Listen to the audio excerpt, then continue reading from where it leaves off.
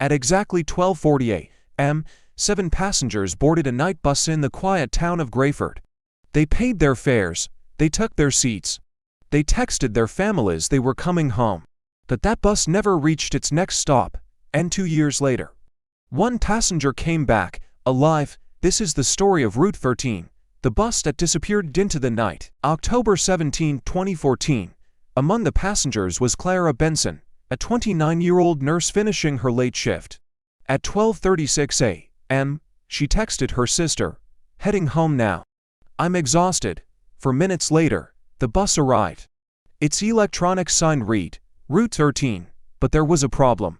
The town of Greyford only had routes 1 through 12. Still, the bus looked official. It had the same company colors, the same logos, and a uniformed driver behind the wheel. So, the 7 tired passengers boarded. At 12:40 a.m., the bus pulled away from the station and vanished from the face of the earth. By morning, Clara's sister reported her missing. Soon, 6 other families did the same. Transport authorities confirmed something deeply disturbing. There was no Route 13 scheduled at night. No driver was on duty. No bus was unaccounted for. Police reviewed the station's surveillance footage. It clearly showed the 7 passengers getting on the bus. But when they checked traffic cameras on every road leading out of Greyford, the bus was nowhere to be seen. It was as if it had driven off the map. Search teams scanned miles of forests, lakes, and abandoned roads. They found no wreckage.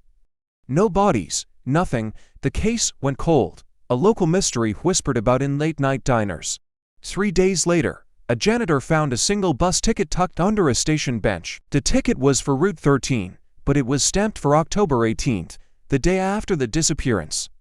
2 years passed. Then, a highway patrol officer found a barefoot woman wandering along a remote road, 200 miles from Greyford. It was Clara Benson. She was malnourished, terrified, and could only repeat one sentence over and over. "We missed the stop. We missed the stop."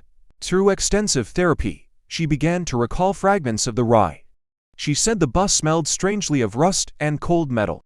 The windows didn't show the familiar streets of Greyford, but endless, unfamiliar roads twisting through darkness. And she never once saw the driver's face. Then she remembered the bus stopping, even though no one had pressed the button. The doors hissed open into complete, silent blackness. And for the first and only time, the driver spoke. His voice was low and gravelly.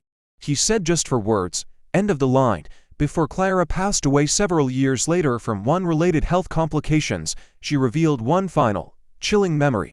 She said that during the ride, she had looked